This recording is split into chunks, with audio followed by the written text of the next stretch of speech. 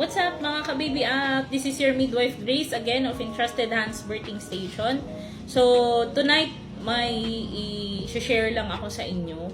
So, actually, dumating ito nung isang araw, but hindi ko siya nagawan kaagad kasi medyo may ginawa lang po ang inyong kumadrona. Ano po?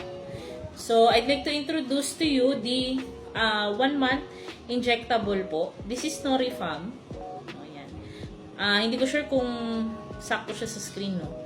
Or ibabaliktad ba natin? Ayan. Anyway, so this is a 1-month contraception. Injectable po siya. Oily and sobrang malagkit yung consistency niya. So, kung kayo ay common dun sa 3 months natin na protection na tinatawag natin commonly as Lindavel, yung kulay orange na minamanufacture ni Trust. Yun yung good for 3 months. But this one, this is being manufactured by Zafa Pharmaceuticals from Pakistan, and this is actually distributed by Amtol Pharma Imports na sa Quezon City. So this is 1-month contraceptive injection, IM. Pag sinabi nating IM, intramuscularly ina-administer ito. So ayan. In between this 30 days na effective ito, nagkakaregla po ang ating mga mami na gumagamit nito. So, ito yung advantage ni 1-month protection. Sa first dose, kailangan doon natin siya ibibigay kung kailan nagkaroon ng menstruation yung unang araw ng pagdurugo ng nanay. O nung babae, rather. Kasi, hindi naman lahat ng dinudugo nanay lang. Pati yung dalaga rin. Ayan. So, mga dalagang nagko-control, ito 1 month. So, dito, habang naka-under ka ng 1 month nito, nire-regla pa rin. So, yung the following nito, regardless kung kailan ka nagkaroon, pwede ka naman niyang bigyan. Pwede kang i-administer ng IM nito. Unlike dun sa first time nagagamit nito, it should be the first day of menstruation. So, dire-diretso yun ha, regardless, the following, regardless kung kailan ka niregla, anong date man yan, basta schedule mo na, pwede ka nang magpalagay. So, I have read this. Siyempre, kailangan nating basahin yan. Sabi dito sa dosage and administration, the recommended dose is 1 Norifam injection at the interval of 30 days. So, the first, sabi ko gaya kanina, yung first administration intramuscularly should be given on the first day of bleeding or menstrual bleeding. So, LMB. Then, the following injections, it can be given regardless of when was the last menstruation or the first day of last menstruation.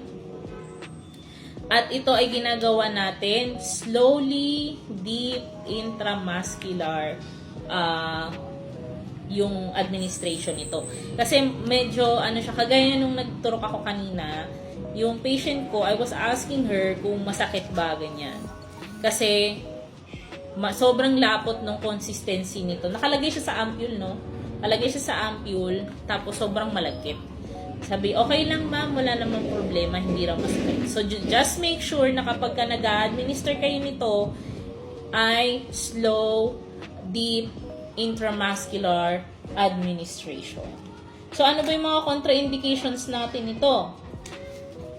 Ang nakalagay dito sa kanilang information is pregnancy or suspected na pregnant. Merong malignancy sa breast, vaginal undiagnosed bleeding o yung mga hindi pa nalalaman kung bakit abnormal yung bleeding or undiagnosed nga yan. Moderate to severe hypertension, so you have to check your patient's blood pressure prior. Kung may arterial thrombosis tayo ng history, and then severe liver disease, cholestatic jaundice. Ayan, yung jaundice na tinatawag natin is yung paninilaw. May hepatitis, hindi rin pwede. Hypersensitivity to any of component of Norifam. Ang component ni Norifam is, ayan, norethistérone, 50 milligrams, hindi nyo masyadong makita, no? And then estradiol, 5 milligrams. So, ano ba yung mga adverse reactions nito? Meron kang mararamdamang headaches, asthenia, parang weakness, fatigue yan, gastric upset, nervousness, weight changes, changes in libido, menstrual irregularities, feeling of tension in the breast, and then irregular bleeding. So, that's actually an adverse reaction po. Ano naman yung magiging reasons natin for immediate discontinuation of use ng Norifam? So, pag may mga case tayo ng occurrence of first-time migrainous headaches, yung extreme na pain, headache, severe headache, sudden perceptual disorders in the vision or hearing, first signs of thrombophlebitis or thromboembolic symptoms like unusual pain or swelling of the legs, stabbing pain on breathing, or coughing for no apparent reason. Yan. Kailangan i-stop na natin yan. And then, ito, available to sa clinic. So, nag-order ako nito. Yung mga interested o mga interesado na makapag-avail nitong ating 1-month protection, meron dito sa ating clinic. So, visit nyo lang kami dito sa Entrusted Hands Birthing Station po sa Tabon Street, Malaria, Caloocan City. Very affordable po ito ha, 1-month protection. Kayang-kaya abot, ang tawag nito? Kayang-kaya ng bulsa. So, for more information, visit us or message nyo po kami dito sa account na to. And you can also send us a message through our Facebook account, that's Entrusted Hands. Again, this is your midwife Grace of Entrusted Hands Birthing Station.